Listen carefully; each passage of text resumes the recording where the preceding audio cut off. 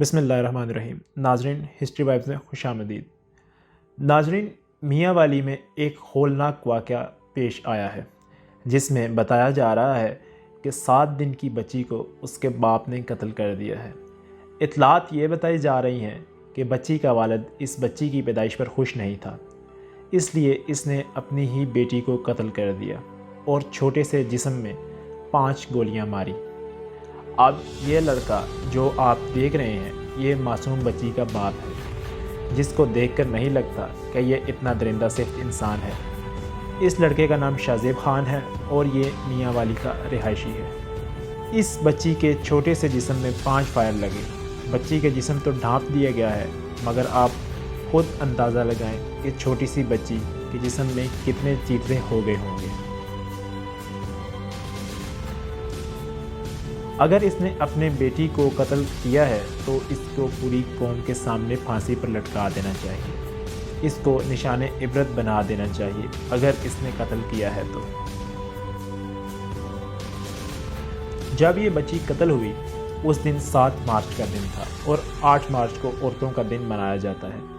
اب عورت مارچ میں بھی اس بات کو ہائی لائٹ رکھا اور کہا گیا کہ پاکستان عورتوں کے لیے سیف ملک نہیں ہے، کیونکہ جہاں 7 دن کی بچی کے ساتھ ایسا واقعہ پیش آ سکتا ہے، وہاں تو ادھیڑ عمر کی عورت کی زندگی پہ کو بھی خطرہ لاحق ہو سکتا ہے۔ اب اس سے عورت مارچ کو ایک نئی زندگی مل گئی ہے۔ اب سوال یہاں یہ پیدا ہوتا ہے کہ اس کے باپ نے اس بچی کو 7ویں دن ہی کیوں مارا، کیونکہ آج کل کا دور تو بہت ہی جدید ہے۔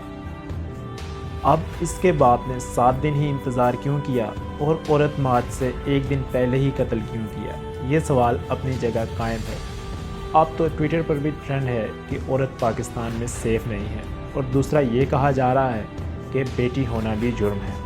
اب مجھے اصل کہانی اور واقعہ نہیں پتہ، یقیناً آپ لوگوں میں سے بھی بہت سے لوگوں کو پتہ نہیں ہوگا۔ کوئی باپ اتنا درندہ نہیں ہوتا، لیکن اگر سچ ہے کہ اگر اس نے ایسا کیا ہے تو اسے سخت سے سخت سزا دینی چاہیے، بلکہ اس کو دنیا کے سامنے نشان عبرت بنا دینا چاہیے۔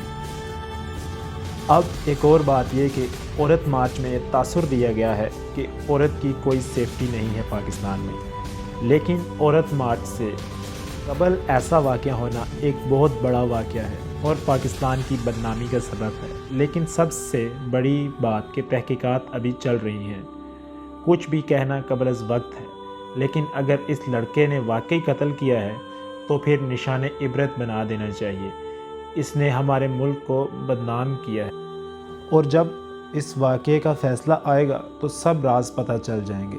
ہمارا اور ہماری ماؤں بہنوں کا اللہ حامی و ناصر ہو، اور اگر اس ویڈیو میں مجھ سے کوئی تلخ کلامی ہو گئی ہو تو میں معذرت خواہ ہوں، لیکن آپ اس ننھے سے پھول کا سوچئے جس نے ابھی تک تو صحیح سے آنکھیں بھی نہیں کھولی تھی۔